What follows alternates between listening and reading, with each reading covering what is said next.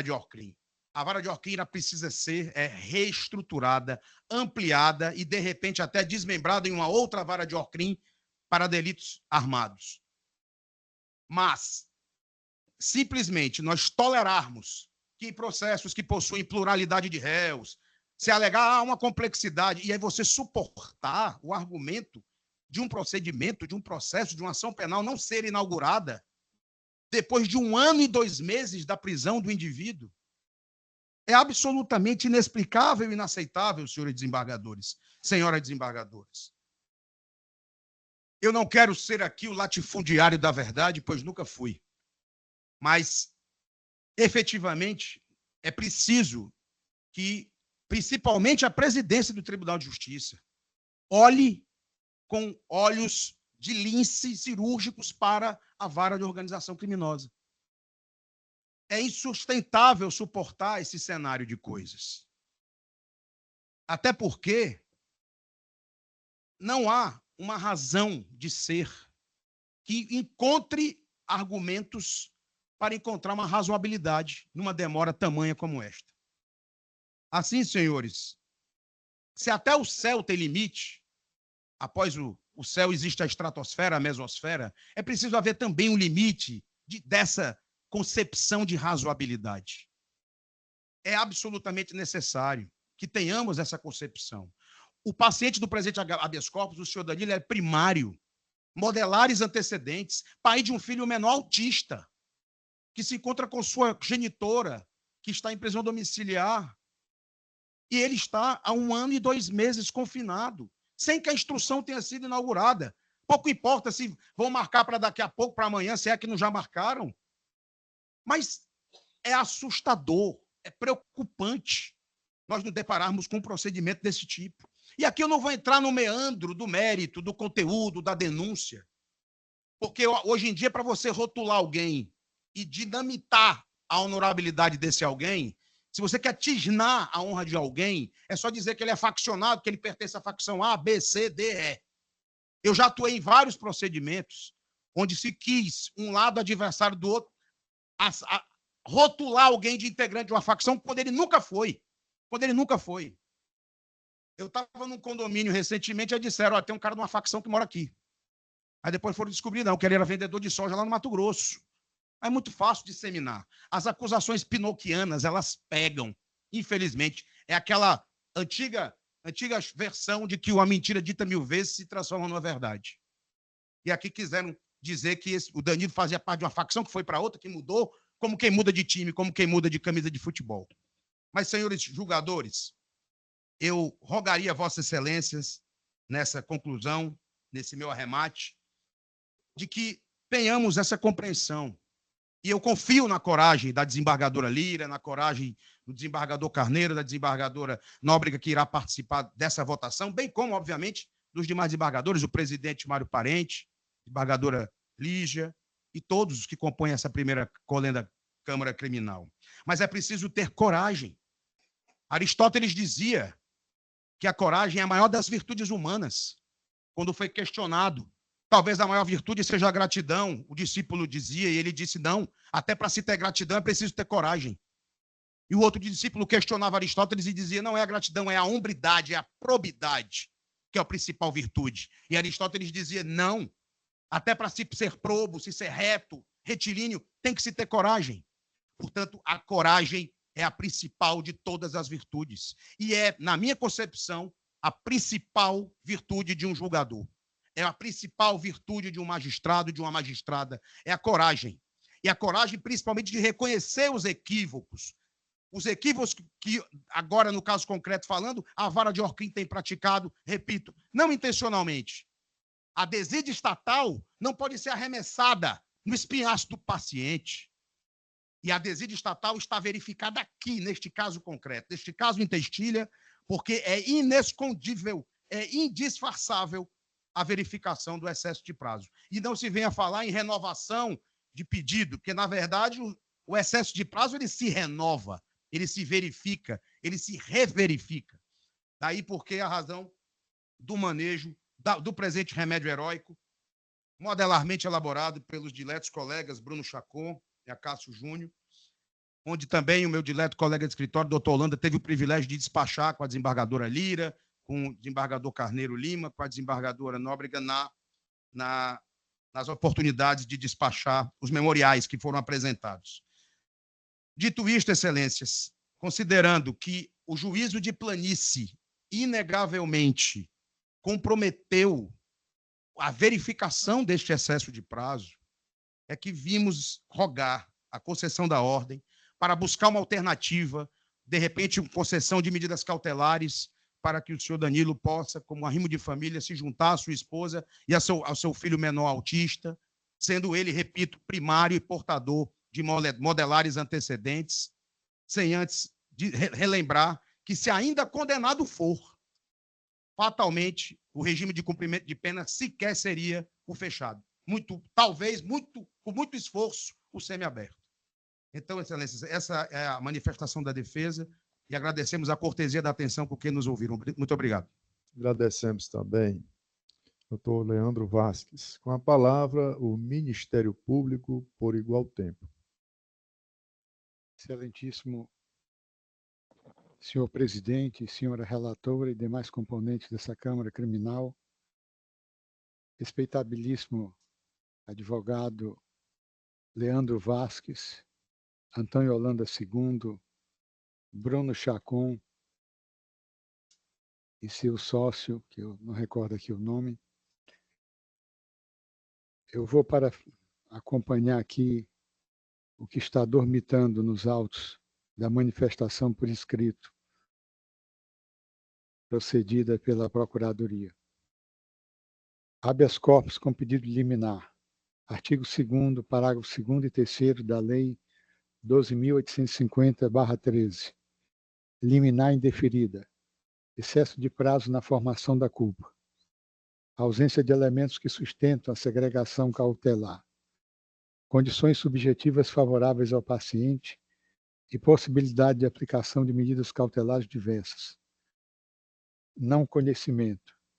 Mera reiteração de teses já analisadas pelo Tribunal de Justiça em habeas corpus anteriores 063, 59, 25. Visto 23, 2023 e número 062, 11, 24, 11, 2024. Ausência de constrangimento ilegal a ser sanada de ofício. Parecer pelo não conhecimento e necessidade de recomendação ao juízo acuó que empreenda celeridade na designação de audiência de instrução e julgamento, conforme já havia sido recomendado em sede de decisão de folha 250 e 260, salientando que foi designada a audiência para o dia 14 de agosto de 2024, às 9 horas.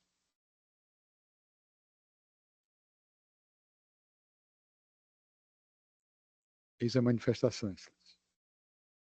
Devolvo a palavra à relatora, desembargadora Lira. Quero parabenizar aqui as duas manifestações. E quanto ao doutor Leandro Vasco, fez-me lembrar Aristóteles, né? Sempre o nosso Aristóteles, sobre a justiça, a virtude da justiça. Então, isso é uma das coisas mais belas que o senhor me fez lembrar hoje, foi essa virtude da justiça dita por Aristóteles. E com isso, com essas considerações iniciais, Vossa Excelência, eu gostaria de indagar das partes se aceitam a leitura da proposta de emenda. Alguma objeção da defesa, do Ministério Público? Com a palavra, a eminente relatora. Proposta de emenda.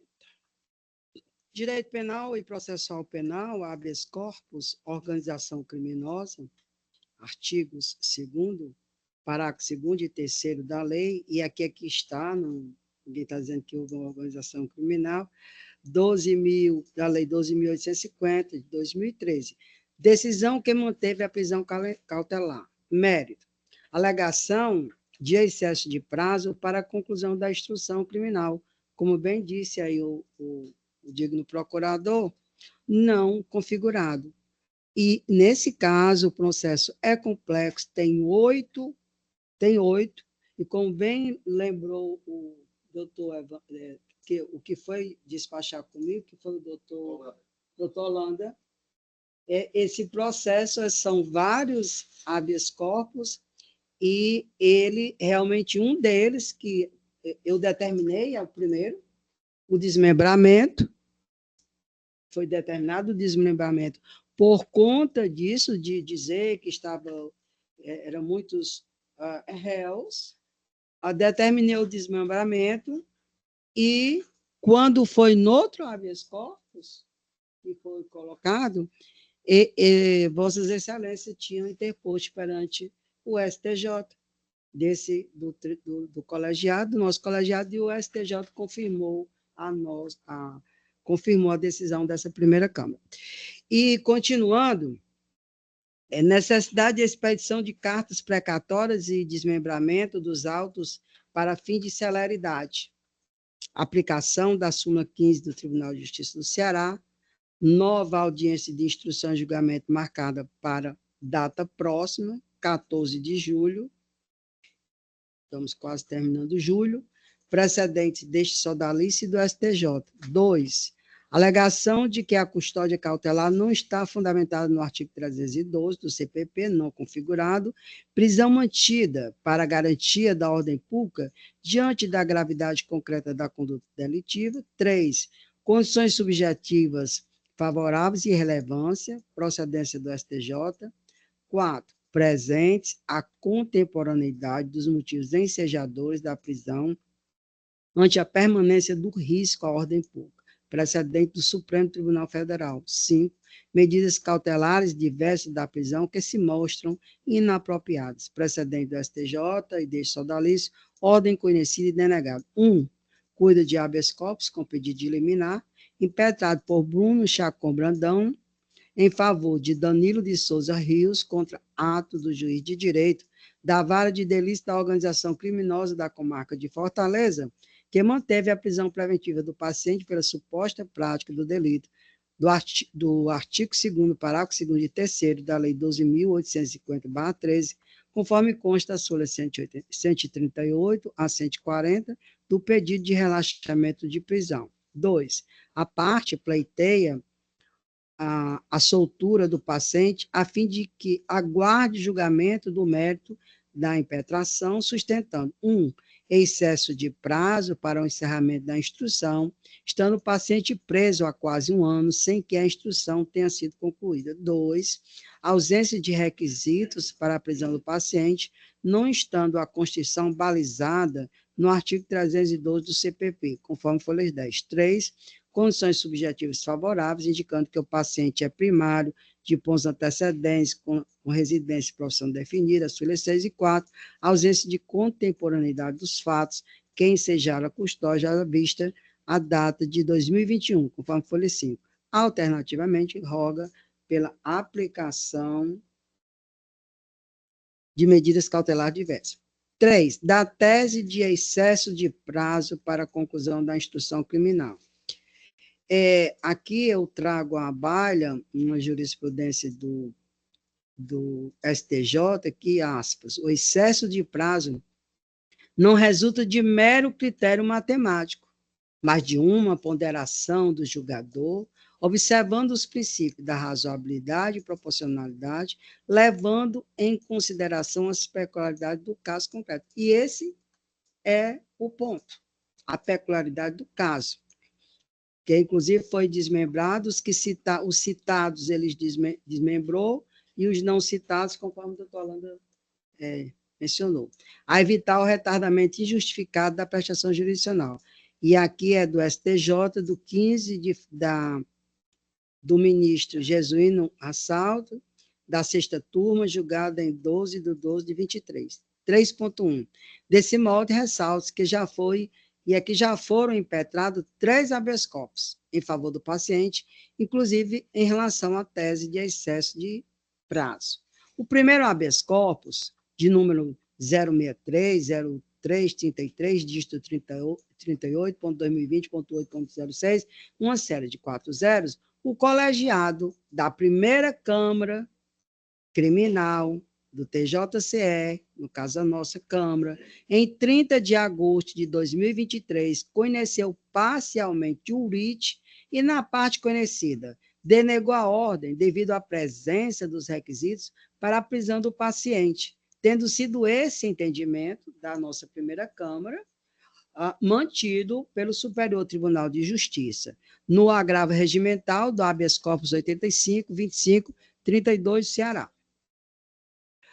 No segundo habeas corpus, aqui dito, a primeira Câmara do Tribunal proferiu acordo em 19 de 12 de 2023, nos autos do habeas corpus aqui dito, que peço licença para não ler, denegando a ordem e determinando de ofício o desmembramento do feito em relação ao paciente, para fim de celeridade. Conforme consta as folhas 840, USC 866 dos autos de origem, tendo a parte impetrante interposto recurso ao STJ. Ocasião em que o Tribunal Superior manteve o entendimento deste sodalício, essa primeira Câmara, verificando que o caso do paciente não configurava excesso de prazo.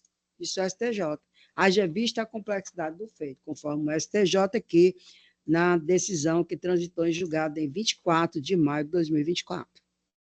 O terceiro habeas corpus, em 5 de março de 2024, a primeira Câmara Criminal, a nossa aqui, não conheceu as teses alegadas, entre elas, o excesso de prazo para a formação da culpa, porque a matéria já teria sido analisada em habeas corpus anterior e não haveria fatos novos, porém determinou a comunicação, nesse terceiro habeas corpus, a corregedoria do Tribunal de Justiça do Ceará em relação à tese de descumprimento de decisão daquele do desmembramento, né?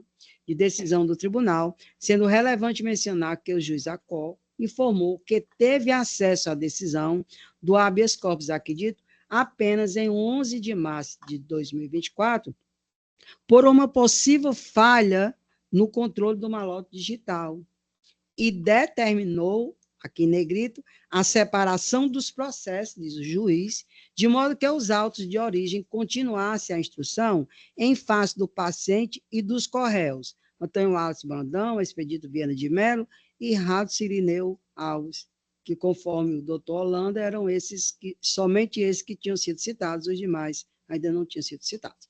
Estando o processo atualmente aguardando a realização de audiência de instrução e julgamento, já marcada aqui em data próxima, agora no início de agosto.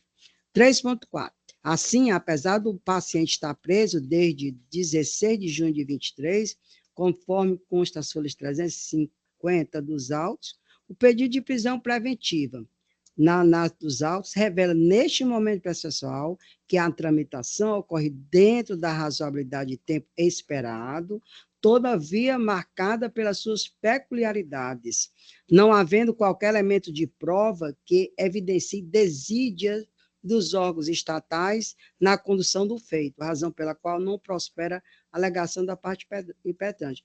Pelo menos aqui não tem essa prova dessa desídia, dessa estrutura que o doutor mencionou, né, doutor Vasque, que realmente é um caso a pensar, a refletir, mas que aqui realmente não se dá para evidenciar.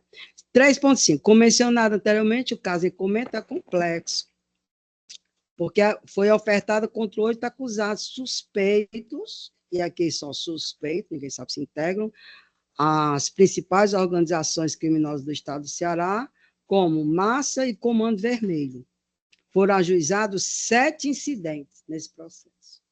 7 incidentes pelas defesas e expedido diversas cartas precatórias, bem como foi necessário o desmembramento dos processos dos réus para fim de celeridade. O que denota a complexidade do feito e justifica certo elastecimento do tempo necessário para os atos processuais diante das peculiaridades do caso concreto, desses vários incidentes também que a defesa fez e também foi preciso talvez fazer, de modo que não há que se falar em constrangimento ilegal de prisão por excesso de prazo, conforme a súmula 15 deste sodalício. Reitera-se que a complexidade do caso e a análise também foi o entendimento firmado pela 5ª turma do Superior Tribunal de Justiça, em agravo regimental aqui dito, que eu peço licença para não ler. Além disso, embora a instrução criminal não tenha sido iniciada e concluída na audiência do dia 22 de maio de 24, haja vista a necessidade de determinar, e aqui é o outro ponto que foi dito aqui, é outra situação, não é a mesma situação que foi dito no caso de tráfico de droga, como Vossa Excelência aí mencionou, haja vista a necessidade de determinar que a autoridade policial realizasse um novo julgamento das mídias por estarem corrompidos os arquivos, tendo em vista que a defesa dos réus não tinha acesso a esses elementos de informação. O juiz de origem já determinou imediato acesso da defesa às mídias e foi agendada a nova audiência de instrução e julgamento, que está marcada para a data próxima, agora no início de agosto, dia 14. Conforme folhas 346 a 1347 dos autos de origem, o que, à luz da jurisprudência do STJ e deste sodalista, afasta a caracterização de excesso de prazo na formação da culpa. 3.8. Denota assim o devido respeito à duração razoável do processo e aos direitos do paciente, não havendo que se falar em excesso de prazo. Outro sim, recomendo à autoridade impetrada que empreenda em celeridade e envie todos os esforços para que seja realizada a audiência de instrução e julgamento no dia 14 e seja concluída essa instrução. 4. Da tese que a custódia cautelar do paciente não está balizada nos requisitos do artigo 318 do CPP, que eu peço licença aqui para não ler, como os relatórios, circunstâncias técnicas, denúncias anônimas, relatório final, as folhas 258, USC 308 dos autos de origem, que evidenciam a necessidade de resguardar a ordem pública diante da gravidade concreta da conduta delitiva, pois o paciente supostamente teria integrado a organização do Comando Vermelho e, após ter deixado a referida facção, seria uma das lideranças, supostamente, não se está a afirmar, da organização criminosa Massa na cidade de Itapipoca, Ceará, bem como estaria, aspas, aterrorizando a população e estabelecendo uma guerra com a sua anterior facção, do Comando Vermelho, tendo levado consigo alguns outros integrantes que estavam no Comando Vermelho. E aqui fecha aspas. Conforme indicado na decisão que decretou a segregação cautelar, as folhas 267 dos autos do pedido de prisão preventiva aqui dito, o que evidencia a periculosidade do agente, bem como a necessidade de desestruturar e interromper a possível escala criminosa das possíveis aludidas organizações criminosas. 4.1, portanto, em caso, verifica-se que o magistrado fundamentou a decisão de forma idônea e especificada, apontando os elementos concretos dos autos que contribuíram para a convicção acerca da presença dos requisitos para a manutenção da segregação cautelar. Ademais, apesar da parte impetrante alegar que o paciente é primário, de bons antecedentes, com residência e profissão definida, as folhas 6, ressalte que as meras condições subjetivas, que eu peço licença para não ler. Ao contrário do que alega a parte impetrante, não se verifica neste momento nenhum constrangimento legal, tendo o magistrado impetrado fundamentado sua decisão nos termos do artigo 93, inciso 9 da Constituição Federal, 288, parágrafo 6º e 315 do CPP. Da tese de ausência de contemporaneidade para a decretação da prisão preventiva. Cumpre salientar que o decurso de determinado período de lapso temporal relacionado à data dos fatos e ao momento da decretação da segregação cautelar não é por si só apto a evidenciar a ausência de fundamentos contemporâneos, e isso quem diz é o Supremo Tribunal Federal, que eu peço licença para não ler. Destaca-se que o decreto prisional, as folhas 263 a 280 dos autos do pedido de prisão preventiva aqui dito, foi proferido em 14 de março de 2023 e fundamentou a segregação cautelar na garantia da ordem pública, diante da gravidade concreta da conduta delitiva, uma vez que o paciente supostamente integra a organização criminosa massa, exercendo posição de liderança na referida facção na cidade de Itapipoca, Ceará, tendo também sido possível membro da organização do Comando Vermelho, evidenciando a periculosidade do paciente e o risco à ordem pública, conforme decisão do juiz de origem, aqui quem disse é o juiz primeiro grau. Conforme é esclarecido no relatório final do inquérito policial aqui dito, o referido inquérito, que embasa a denúncia e o decreto prisional em desfavor do paciente, teve como objetivo a investigação de organização criminosas atuantes no município de Itapipoca, Ceará, tendo os fatos chegado ao conhecimento da delegacia especializada no ano de 2021, havendo referência de fatos criminosos ocorridos nos anos de 2021, 2022 e 2023. Assim, em razão não assiste a alegação de ausência de contemporaneidade para prisão cautelar. E aí, nesse sentido, aqui também é uma jurisprudência do Supremo Tribunal que peço licença para não ler. Portanto, ao contrário do que alega o impetrante, não se verifica, neste momento, nenhum constrangimento legal, tendo o magistrado impetrado fundamentado no decreto prisional com base em fundamentos contemporâneos. Da possibilidade de substituição da prisão preventiva por medidas cautelares, também eu trago aqui, peço licença para não ler, o artigo 319 CPP. Além de existir motivação satisfatória para a segregação preventiva, a utilização de tais medidas não seria apropriada e suficiente para sobrestar comportamento ilícito do acusado, ordem conhecida e denegada, com recomendação à autoridade, à possível autoridade coautora, que empreenda celeridade e envie todos os esforços para que seja realizada a audiência de instrução e julgamento e seja concluído nesse dia 14 de agosto, agora próximo. Como vota, Excelência? Colho o voto do eminente desembargador Francisco Carneiro Lima.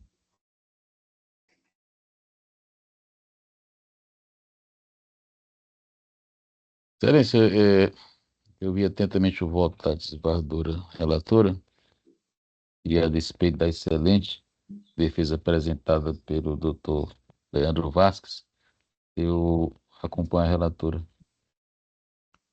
Colho o voto da desembargadora Silvia. Eu também ouvi, obrigada, Excelência, eu ouvi atentamente todas as razões do voto. Eu tinha conversado com acho que era a doutora Marina, acho que falou comigo.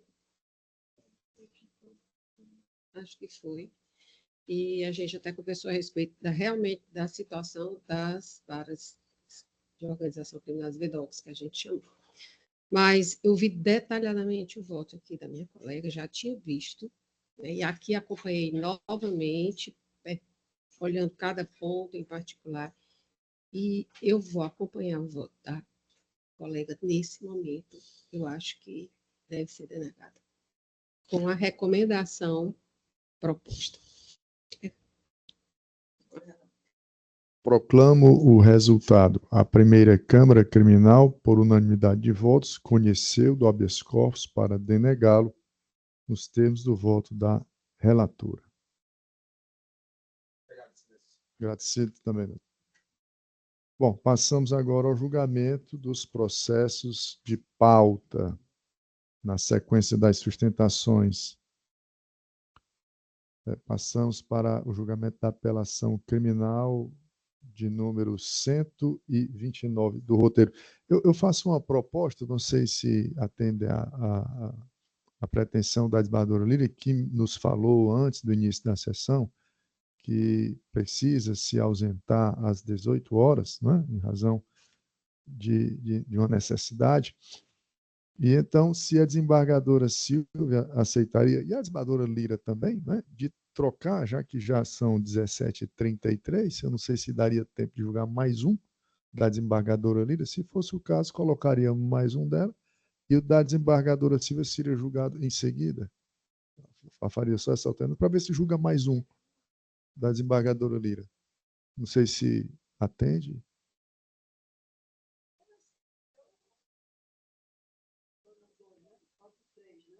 Pelo menos iria mais um, né? Julgaria o próximo, né?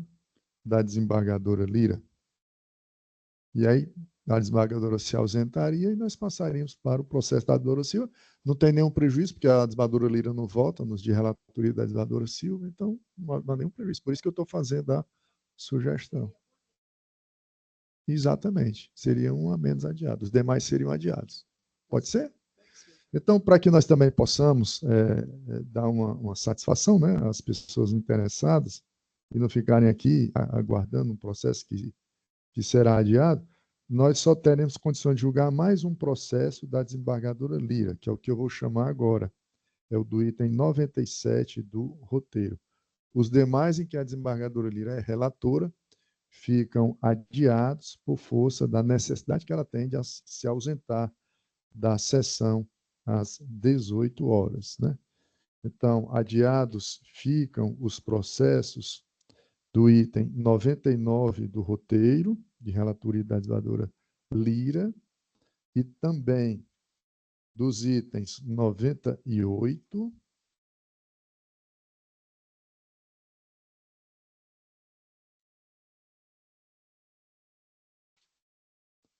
e 37 de habeas corpus. Confere, doutora Larissa? Então, 3 processos apenas, né? Muito bem, então chamo nesse momento, né, o próximo processo a ser julgado, do item 97 do roteiro, apelação criminal de número 255, 217, dígito 67, ponto 2021.8.06, ponto sequência 3001. Apelante apelado, José Jarderson Fernandes da Fonseca. Apelante apelado, Ministério Público do Estado do Ceará. Apelado Carlos Juan Moreira Silva. Relatoria da desembargadora Lira, revisão do desembargador Carneiro Lima.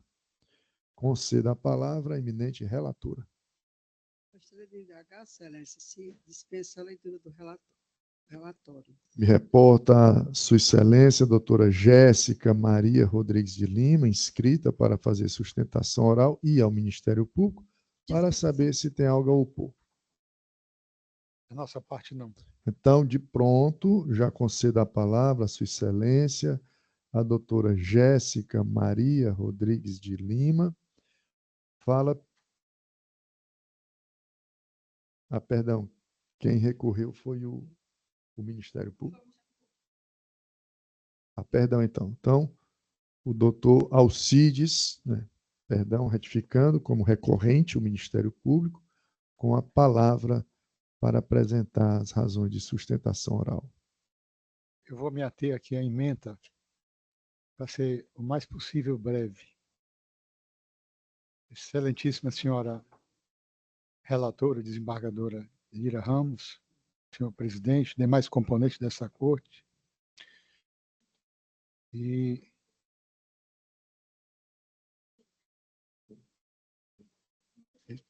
doutora Jéssica Maria Rodrigues de Lima, nossos cumprimentos. Ementa, organização criminosa, tráfico de drogas e associação para o tráfico, denúncia julgada parcialmente procedente. Recursos da defesa e da acusação. 1. Defesa. Pedido de nulidade diante da ilegalidade na obtenção de provas. Improcedência. Provas colhidas em cumprimento a mandado judicial. Alegada insuficiência probatória para decreto condenatório pelo tráfico de drogas. Inocorrência. Registros de conversas em que se trata sobre a mercância ilícita de entorpecentes. 2. Recurso do MP. Pedido de condenação para um decreto condenatório. Pedido para um decreto condenatório em relação a ambos os réus, inclusive em relação a todos os delitos imputados. Provas que não devem ser analisadas isoladamente, e sim em conjunto. Parecer pelo conhecimento dos recursos, mérito pela procedência do apelo ministerial com a reforma da decisão primeva e improcedência do recurso defensivo. Pronto. Conceda a palavra a Sua Excelência, agora sim, a doutora Jéssica Maria Rodrigues de Lima, para apresentar suas razões em sustentação oral pelo tempo regimental de 15 minutos. Só para esclarecer, doutora Jéssica, Vossa Excelência defende o apelado Carlos Juan Moreira Silva, né? Pois não, Vossa Excelência está com a palavra. Excelentíssimos senhores e senhoras desembargadoras, serventuários da Justiça, Polícia Militar, aos colegas que estão nos assistindo. Inicialmente, quero dizer que é uma enorme satisfação ter passado a tarde inteira aqui ouvindo Vossas Excelências, ouvindo os colegas advogados. É sempre uma grande oportunidade de aprendizado desta jovem advogada. Excelências, trata-se aqui de uma apelação criminal em que se recorre, eu represento o apelado Carlos Juan Moreira, em que este foi, de forma muito acertada, absolvido na vara de organizações criminosas pelos delitos do artigo 2, caput, parágrafo 2º da Lei 12.850 e os artigos 33 e 35 da Lei de Drogas, né? Tráfico de drogas e associação para o tráfico de drogas. Excelência, a absolvição do Carlos Juan, ela se deu exclusivamente em razão de um princípio basilar do direito penal, do direito brasileiro, que é o indúbio pro réu. A dúvida, ela deve, sim, favorecer ao réu, né? Como o doutor Leandro Vasques bem colocou que a vara de organizações criminosas é uma vara que enfrenta uma demanda muito grande de processos, né? A gente entende a complexidade que a vara tem com relação à grande demanda de processos, porque, infelizmente, hoje em dia, quase todos os processos eles envolvem a organização criminosa. Então, se tem a organização criminosa e não for um crime doloso contra a vida, inevitavelmente vai para a vara de organizações criminosas e isso acaba abarrotando a vara, né? Então, não é uma ineficiência das pessoas, mas uma ineficiência do próprio Estado que não dá a esta vara o subsídio necessário para a prestação jurisdicional. Mas temos, Excelência, na vara de organizações criminosas, grandes juízes e grandes promotores de justiça, né? E aí eu considero essa decisão acertada no que tange à absolvição do Carlos Juan em razão da insuficiência probatória, certo? Diante do presente caso, diante do quadro probatório colhido nos autos, a vara de delitos de organizações criminosas, de forma bastante assertiva, entendeu que não existia elementos concretos suficientes para embasar a condenação do apelado Carlos Juan, de modo que a sentença absolutória ela deve ser mantida, conforme eu passo a demonstrar, certo? Nobres desembargadores, a análise atenta dos autos revela que não foram produzidas provas concretas de que este apelado tenha efetivamente praticado os delitos descritos na inicial acusatória. Então, não existe prova concreta de que o Juan integra a organização criminosa, não existe prova concreta de que o Juan tenha praticado o crime de tráfico de drogas, nem que ele tenha se associado para o tráfico de drogas, né? Então, em outras palavras, diferentemente do que alega o respeitável membro do Ministério Público, a autoria ela não foi satisfatória.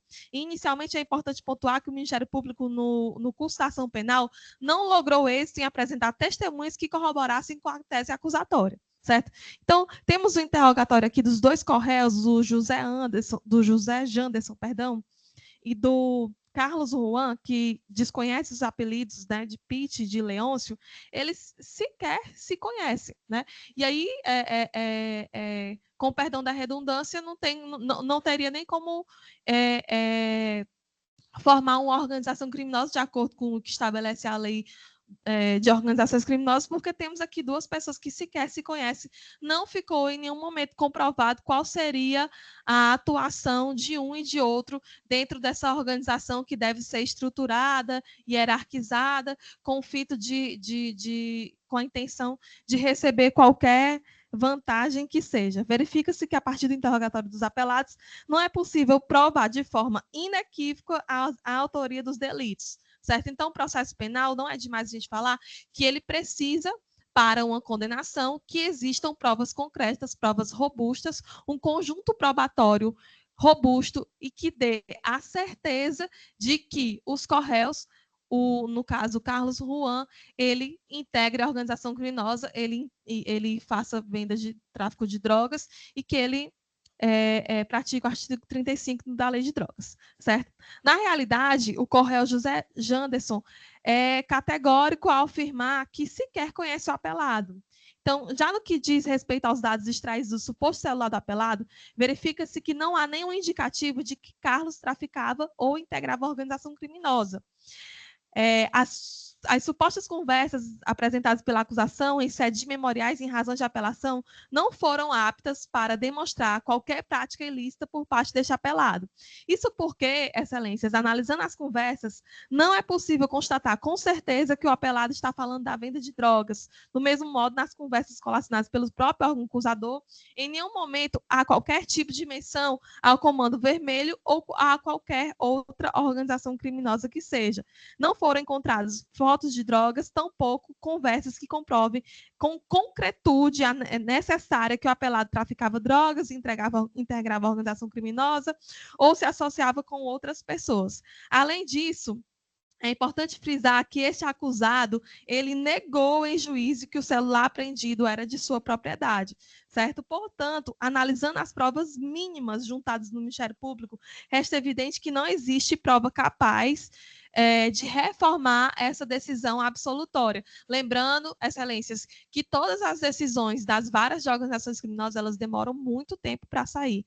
Seja uma decisão que envolve liberdade, seja uma decisão de sentença, e aí, excelência, nós, enquanto defesa, e a pessoa que está presa, ela, obviamente, acha ruim que essas decisões demorem, né? Quem está preso tem pressa, mas eu reputo essa demora nas decisões, nas sentenças, um cuidado maior com o processo, um cuidado maior de análise realmente da prova, porque, mais uma vez, dentro de um processo penal, só é possível a condenação se existirem provas concretas, robustas, que não deixem margem para dúvida, porque a dúvida, ela sempre deve favorecer ao réu no processo penal, certo?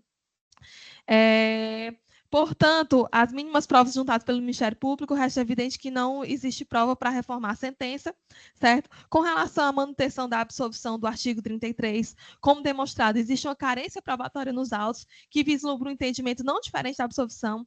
Não é possível extrair, excelências, evidências concretas e seguras deste apelado, no delito em questão, e é preciso que haja uma prova escorreita e segura da existência do fato delituoso de sua autoria para que a presunção de inocência que milita em favor do apelado seja elidida. Isso porque uma condenação baseada apenas em conjecturas e ilações viola a dignidade da pessoa humana, que é o princípio matriz da nossa Constituição Federal, certo? Então, para que haja condenação, é necessário que exista certeza absoluta da responsabilidade daquele imputado como autor do delito em decorrência, como já falei várias vezes aqui, do indúbio pro réu. Ainda com base nesse princípio, não se pode condenar alguém com suporte de prova frágil ou duvidosa, certo? Então, quando o juízo da vara de organizações criminosas decidiu de forma acertada absolver o Carlos Juan, ele absolveu com base na prova frágil ou duvidosa. E de forma correta, ele aplicou o direito. Ele entendeu que, porque não existia provas robustas e porque existia um mínimo de dúvida, essa dúvida ela sempre deve militar em favor do réu. Segundo a prova nebulosa geradora de dúvida, como é o caso nos autos, impõe-se a absolvição e a observância ao princípio do indúbio pro réu, certo? Isso porque, como entendimento deste egrégio tribunal, como se sabe, nos termos da lei penal, abre aspas, perdão, como se sabe, nos termos da lei penal, é imprescindível que haja um conjunto de fatos e provas que sejam eficazes para comprovar a prática delituosa, a fim de que não se arrisque a condenar um inocente por ato cometido, certo? De relatoria do Francisco Lincoln Araújo e Silva, na data do dia 24 de agosto de 2021, da Terceira Câmara. Citando aqui mais uma decisão desse mesmo tribunal, né? Apelação, provas insuficientes para condenação, acolhimento, princípio do indúbio pro réu, absolvição, inteligência do artigo 386, inciso 7º do Código de Processo Penal. Também uma decisão recente deste egrégio tribunal, desembargadora Maria Edna Martins, relatora. No presente caso, excelências, além dos policiais não terem apresentado nenhum ato que configurasse a traficância, sequer foram encontrados em poder dos apelados Carlos Juan as drogas apreendidas. Então, com o Carlos Juan, não foi encontrado droga apreendida. O que foi encontrado com ele, de certo, seria o celular. Ademais, nenhum objeto ou documento que lhe vinculasse à droga foi encontrado. Então, em sua busca pessoal, no momento da sua prisão, não foi encontrado com ele nenhuma droga, nenhuma arma, nada que ligasse ele à traficância. O fato, excelências, é que o órgão julgador busca a condenação do apelado com base única e exclusivamente nas meras suposições extraídas de uma conversa de WhatsApp em que foi citada a palavra verdinho. Ocorre que, por si só, não demonstra com a certeza necessária que o apelado Carlos Juan estava tratando da venda de entorpecentes. Não se trata de um entendimento exclusivo dessa defesa, mas um entendimento do próprio colegiado especializado em julgar crimes de organizações criminosas e, consequentemente, delitos relacionados com os crimes previstos na lei de drogas, que assim muito bem fundamentou a absolvição deste apelado. E aí eu abro aspas para ler um pouco, um pedaço da sentença, tá? Um trecho da sentença. Adianto que não vislumbro provas que demonstrem que a autoria delitiva por parte do acusado, Carlos Juan, verificou-se que não há um único elemento indiciário de prova que o réu traficava drogas em prol do Comando Vermelho. É notório que não há um só diálogo com fortes indícios de ser droga, mas não é seguro afirmar, diante da não apreensão, que se trata efetivamente de um negócio jurídico ilícito de comércio de drogas. No mesmo sentido, a conversa presente às folhas 96, embora haja a menção à palavra verdim, a transparecer ofertas de maconha, não é seguro apontar em outros elementos de prova que se trata de um crime de tráfico de drogas, reiterando que se trata de busca de imputação delitiva sem qualquer apreensão de drogas, certo? Então, se trata de uma acusação de drogas sem qualquer apreensão de drogas, né? Não existiu aí, digamos que, a materialidade. Destaca-se que não produziu prova testemunhal a corroborar a mercadância ilícita do réu, certo? Esse é um processo que tramitou cerca de 2 anos, né? Nesses 2 anos nunca foi apresentado pela polícia que investigou, nem pelo Ministério Público, qualquer testemunha que corroborasse com o que foi alegado. O juiz, após a instrução criminal, não possui provas seguras, consistentes e cabais para a formação do seu convencimento. O único caminho que lhe resta, excelências, é o da absolvição. Portanto, o apelado foi corretamente absolvido, com fundamento no artigo 386, incisos 5 e 7 do Código de Processo Penal, uma vez que o conjunto probatório contido nos autos não logrou êxito em demonstrar a participação nos ilícitos penais narrados na denúncia, e, na dúvida, sempre deve militar em favor do réu, na dúvida, o princípio do indúbio pro réu. Certo? Da inexistência da associação para o tráfico, e aqui eu já vou me encaminhando para o fim, certo? Mas da inexistência da associação para o tráfico, de acordo com o artigo 35 da Lei de Drogas, diz que associarem-se 2 ou mais pessoas para o fim de praticar reiteradamente ou não qualquer crime previsto no artigo 33, caput, parágrafo 1º e 34 desta lei. Todavia, em se tratando de associação para o tráfico, é indispensável a demonstração do permanente ânimo associativo por parte dos acusados, o que não restou evidenciado no caso em tela. Não se consegue vislumbrar aqui a demonstração do ânimo, da vontade permanente associativo para a prática dos delitos previstos no artigo 33 da Lei de Drogas. Conforme ainda ensina Rafael Souza Miranda, o delito previsto no artigo 35 da Lei de Drogas exige que haja dolo específico de se associar com permanência e estabilidade. Segundo o entendimento fixado pelo STF, a ausência de elementos concretos comprobatórios do vínculo estável, habitual e permanente dos acusados para a prática do comércio de entorpecentes, tudo se limitando a mero concurso de agente, impõe a absolvição pelo delito de associação para o tráfico. Então, nem todo mundo que se junta para a mercadância comete o crime previsto no artigo 35 da Lei de Drogas. Doutora, tempo esgotado. Tempo esgotado? Para concluir. Para concluir, excelência, essa defesa roga que seja mantida a absolvição, que não seja reformada a sentença. Obrigada. Pois não. Devolvo a palavra à eminente relatora, desembargadora Lira. Excelência, gostaria de indagar das partes se aceita a leitura da proposta de emenda. De acordo? De acordo. Pois não, desembargadora.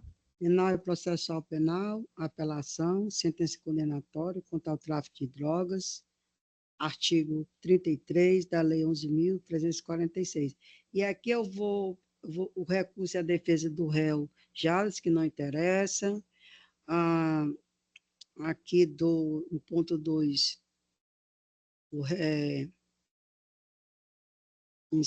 sim, o que interessa é o número 2, para Vossa Excelência, doutora Jéssica. Insurgência recursal do Ministério Público, 2.1. Pleito de condenação dos réus pela prática do crime previsto no parágrafo 2º, no artigo 2º, parágrafo 2º e 3º da Lei 12.850/2013. Não acolhimento. Ausência de prova suficiente de integrar a organização criminosa. Estabilidade da permanência não demonstrada.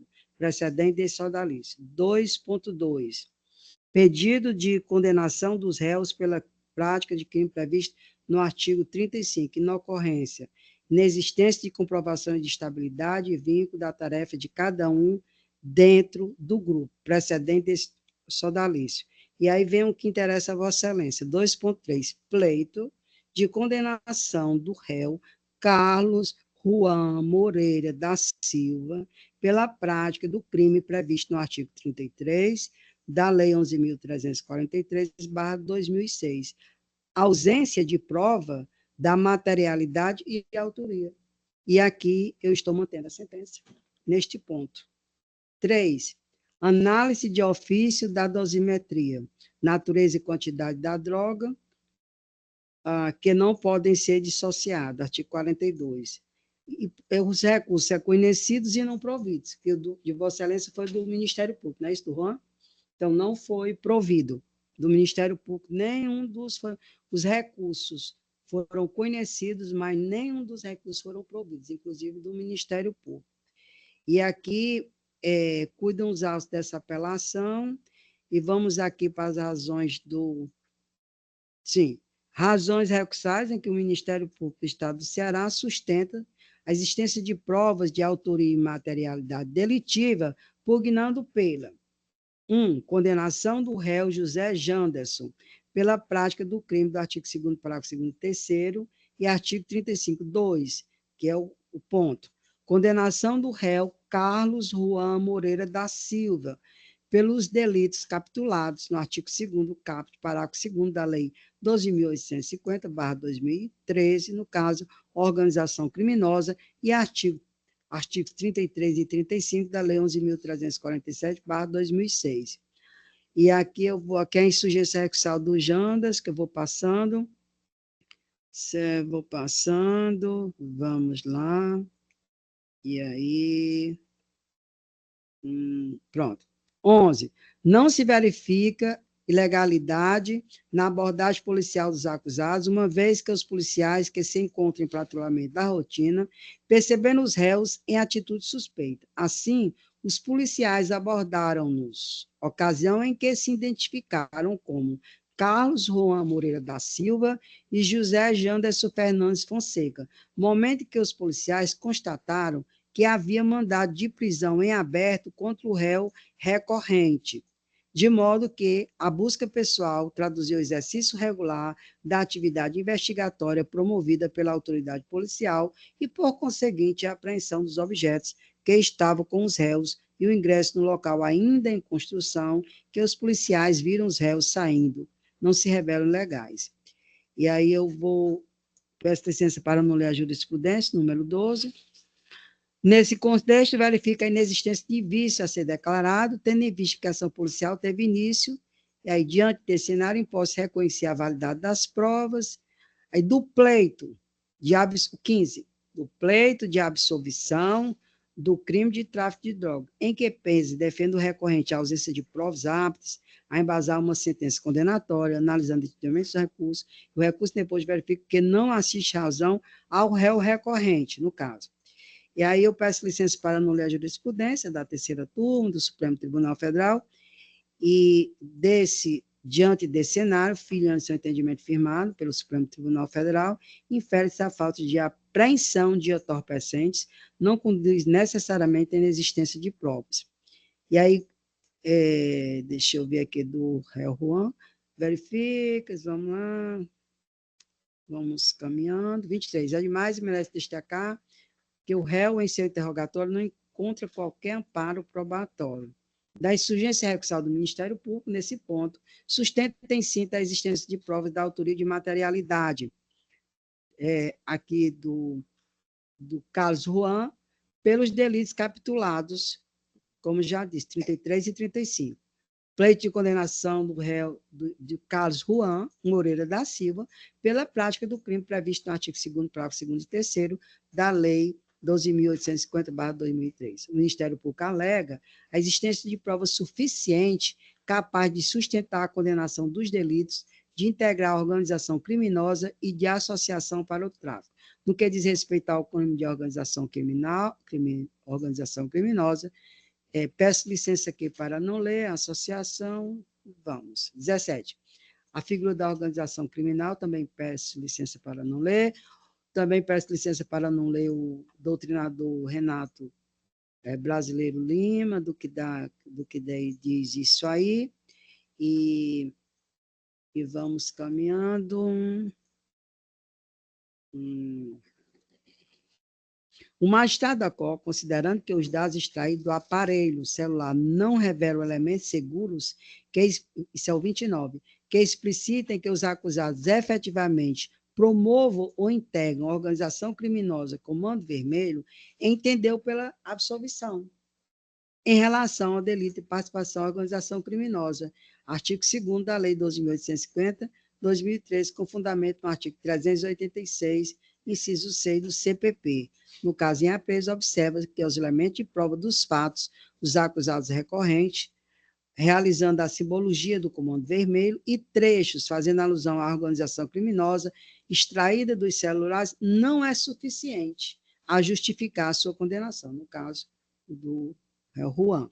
Portanto, em nenhum momento o Ministério Público descreveu qualquer prova produzida em juízo sob o crivo do contraditório que fosse suficiente para comprovar a caracterização da provável organização criminosa descrita no artigo 1º, parágrafo 1º da Lei 12.850/2003, ou mesmo que demonstrasse que as condutas imputadas aos réus, no caso aqui o Juan também, e narradas na denúncia, se subsumiam ao delito descritos no artigo 2º da mesma lei, qual seja, integrar a organização criminosa. Com efeito, conforme registrado pelo juiz da COR, aspas, embora haja probabilidade que o acusado esteja envolvido em organização criminosa, inclusive pelo teor e linguajar utilizado na comunicação, a verdade é que a prova produzida em tal sentido não é segura o suficiente para embasar um decreto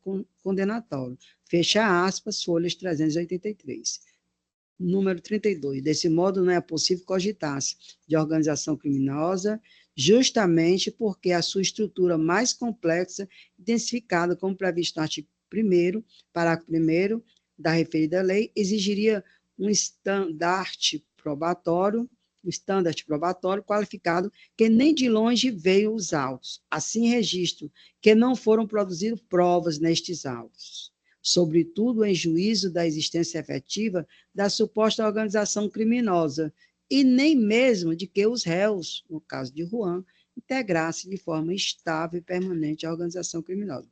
Sob essa perspectiva, com base em todo o exposto, em relação ao delito de organização criminosa, deve ser mantida a absolvição dos réus, no caso do senhor Juan, em relação ao crime tipificado no artigo 2º da Lei 12.850/2003, porquanto, pelo que se extrai dos autos, não é possível constatar que os réus integravam e promoviam de forma estável e permanente a organização criminosa, conforme definição na referida lei.